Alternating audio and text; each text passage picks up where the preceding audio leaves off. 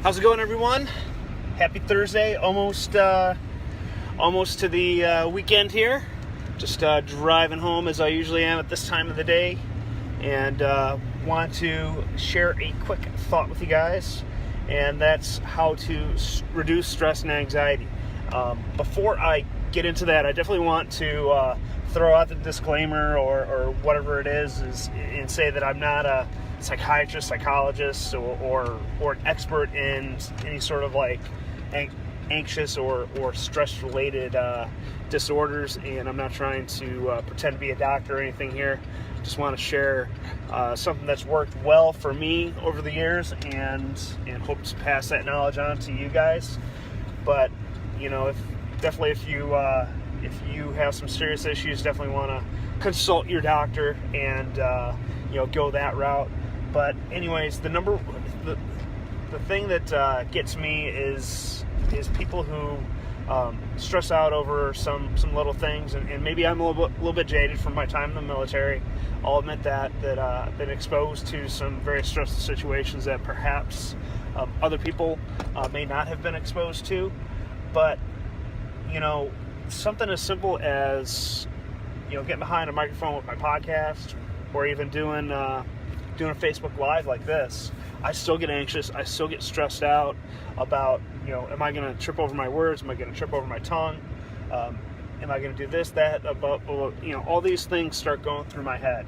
And, I'll go over a couple things here. The number one thing is to simply take action and reduce the space between the time that you come up with an idea or something that you want to do and the time that you actually do it. If you reduce that time between,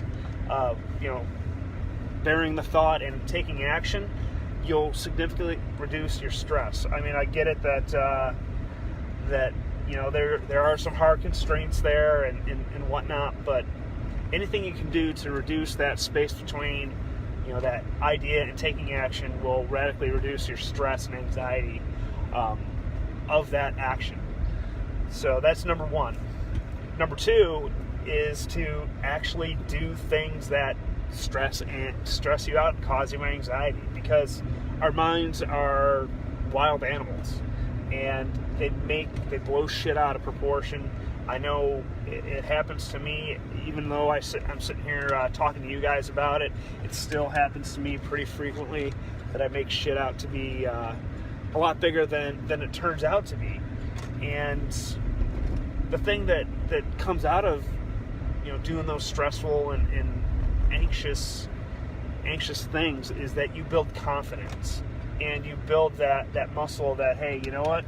Even though I am stressing out over this or I'm anxious about that, I still need to do it. I still am capable of doing it, even though I'm feeling this way.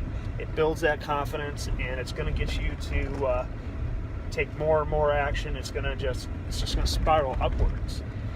And the third thing that I want to mention here is that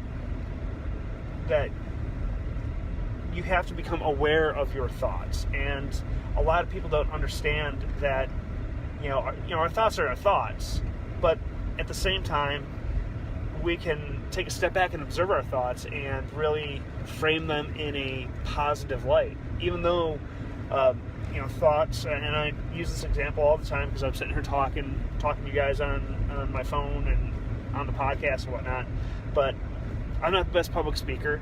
That thought constantly pops up in my mind, but the way that I can reframe that is just tack on to the end of it, but with practice I can be a great public speaker. And, like I said, I'm still not good. I'm still going to keep practicing. And,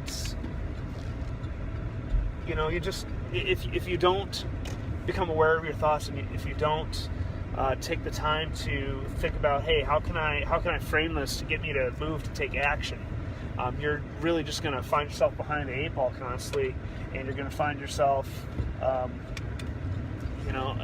with that idea that to start the podcast or to start that company or to sign up for that obstacle course race or that 5K or whatever it may be.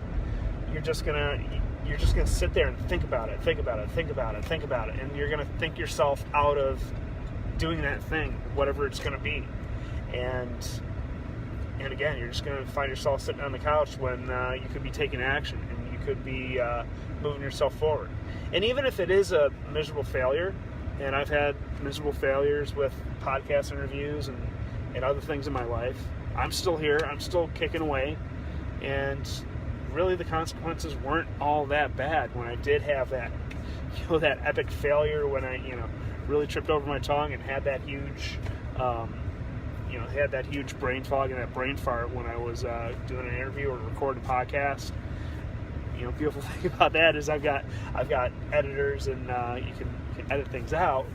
But when you're talking with someone one-on-one, there is that fear that, hey, I'm going to stumble over my words and this person's going to think I'm a douchebag or whatever. But you know what? Some of those interviews I've learned the most from. Some of those events are the biggest learning opportunities you can have. So stress and anxiety, those things that you stress and get anxious over, those are going to be the things that you learn the most from. Those are the biggest opportunities that you can take. And, what I want to leave you guys with is like, hey, you know what? Do those things that cause you stress and anxiety. Strengthen that muscle and get out there and do those things that are going to get you off the couch and take action.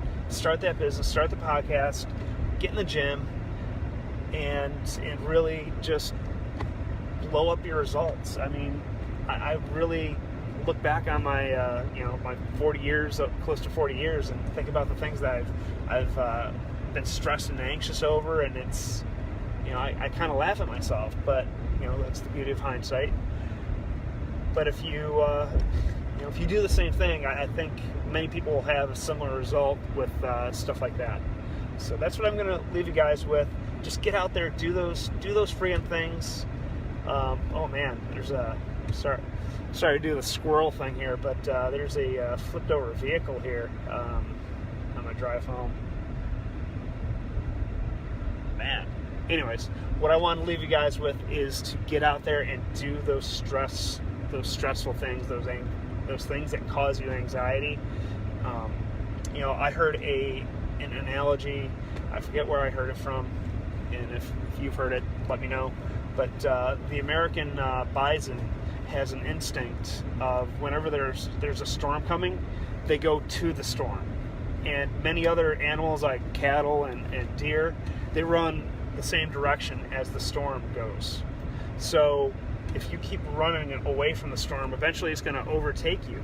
And if you keep heading the same direction, it's just going to stay over you longer and longer. But if you go towards the storm, like the buffalo, you're gonna have to endure some pain to go through that storm. But you're gonna pass through it much faster than those animals that are running away from it. So remember that. Keep that analogy in mind. If you're if you find yourself stuck because you're scared or stressed or anxious over something, just be the buffalo and go towards the storm. That's what I'll leave you guys with. Have a kick-ass day. If you're watching live, let me know that you're here. Give me some thumbs up. Say hi to me.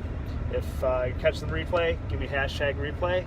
And if you need some help getting over some stressful or anxious situations, like I said, I'm not a doctor, psychiatrist, or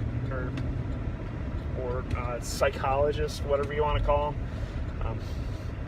But I can help you out, talk you through some things, implement some strategies for you. Can set up a 15-minute call with me for free. You can just go to KenyonZitska.com/call, CALL. Takes you right to my calendar and set up a time to chit chat with me. And if you want a little bit more than that, I'm also starting calling it the Discipline Deep Dive course April 1st. Got a couple people enrolled already, and we're going to kick things off next week a little early for those people who are early birds, who sign up early, commit early. I'll give you guys a little extra time, a little bonus time.